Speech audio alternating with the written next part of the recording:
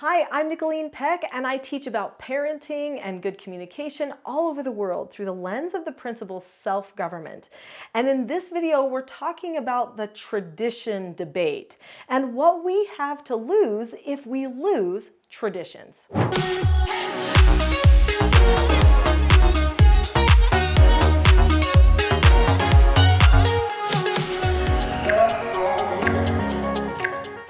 In this video, we're going to be talking about the contempt for the idea of traditions and why that is. We're going to talk about that traditions debate. Then we're going to talk about the different categories of traditions, as well as healthy and unhealthy traditions, and how to make good, healthy family traditions.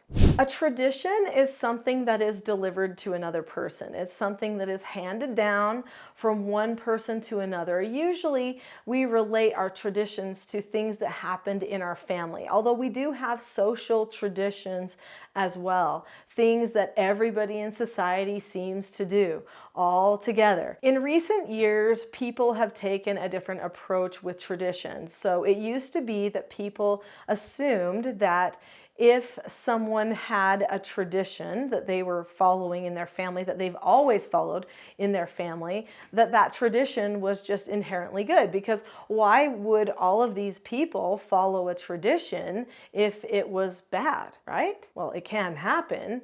It doesn't usually happen, but it can. But people started to question traditions, especially when emotions started coming out about traditions. So there have been people that have written an extensive amount of things related to why traditions may not be a good thing. Of course, on the flip side, there are a lot of people who have written articles and books and things about how healthy traditions can be for families and for societies. So are they good or are they bad? Or are they both? And what do we do about that? I read an article from Connie Listener from 2017 where she talked about maybe just getting rid of traditions altogether. Her reasons were because her children didn't like them. They would suggest, hey, here's our Halloween tradition. We're going to go pick these pumpkins. And soon the children were like, I don't care about that tradition. I don't want to relive that moment.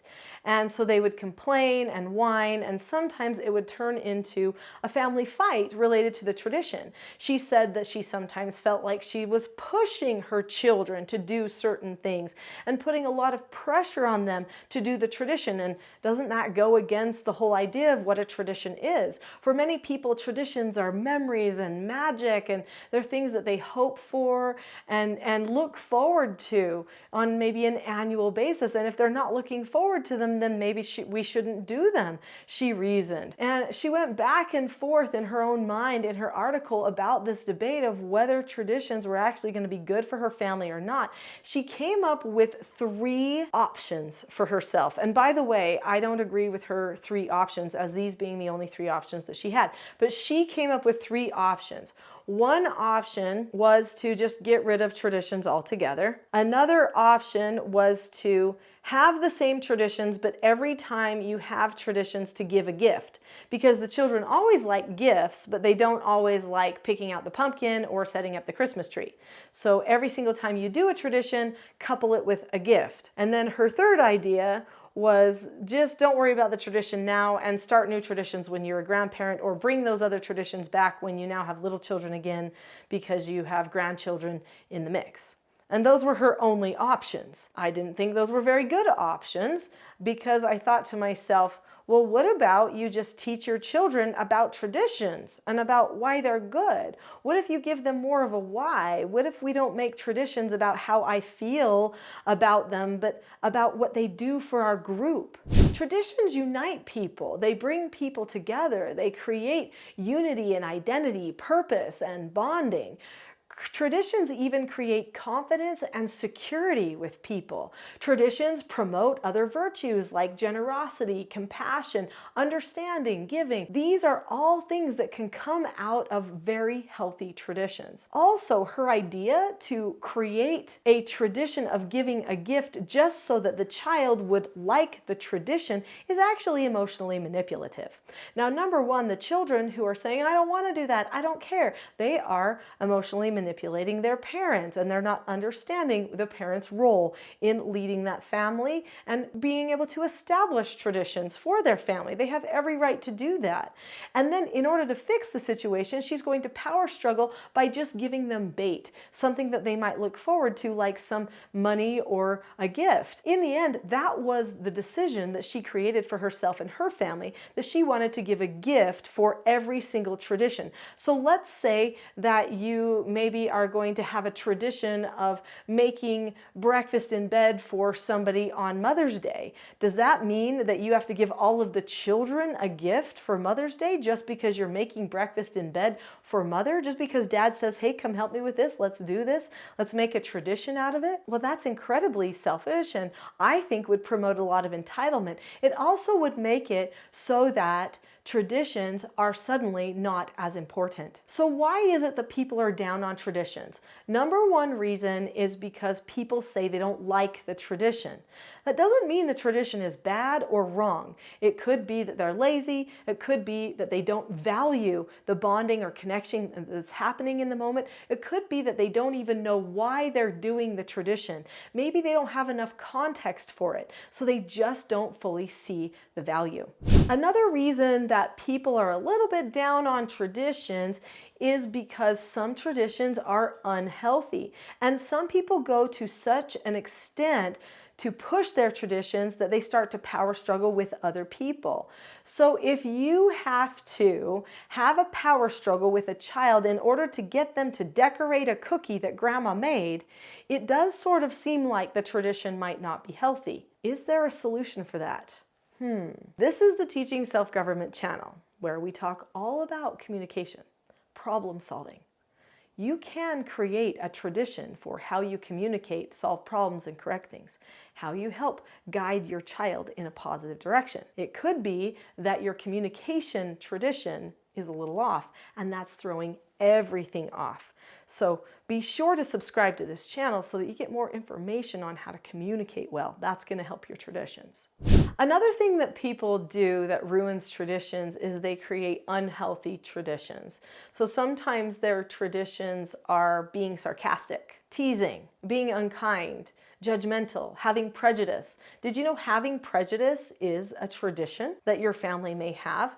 So there are good traditions and there are bad traditions, and they can affect all of the different areas where we have traditions.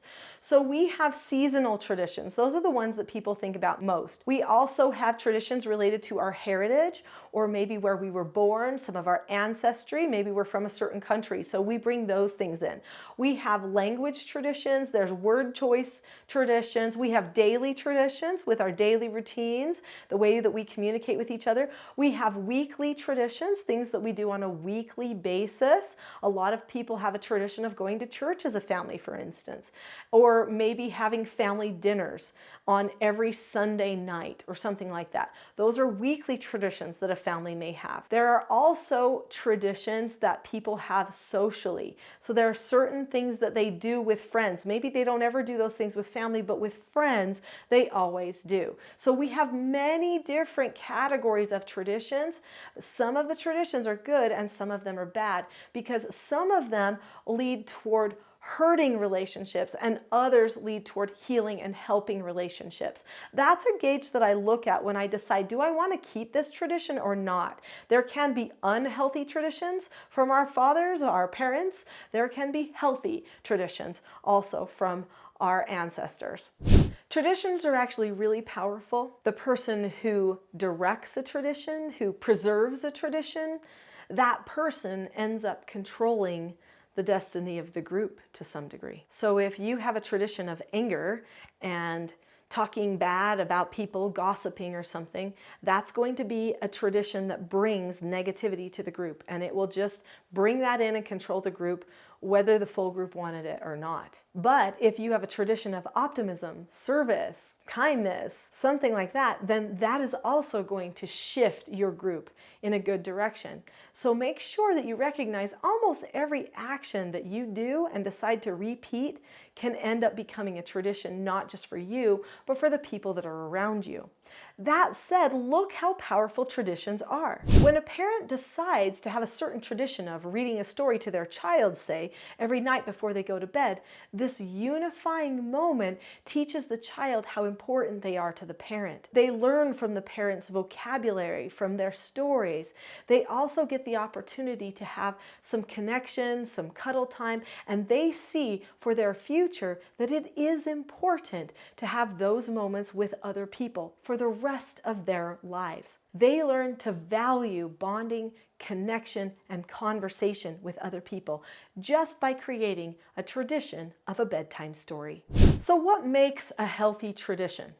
Healthy traditions are usually things that will strengthen your moral character, that will help you be a more virtuous person.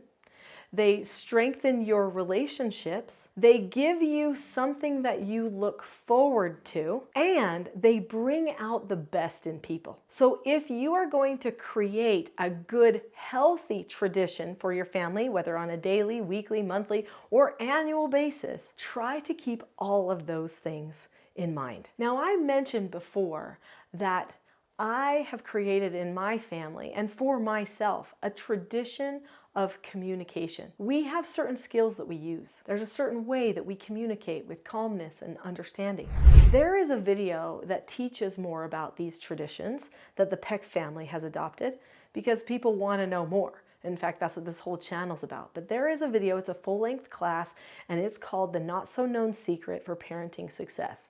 I highly recommend clicking on that video next so that you can start to deliberately decide what types of communication traditions you want to have for your family.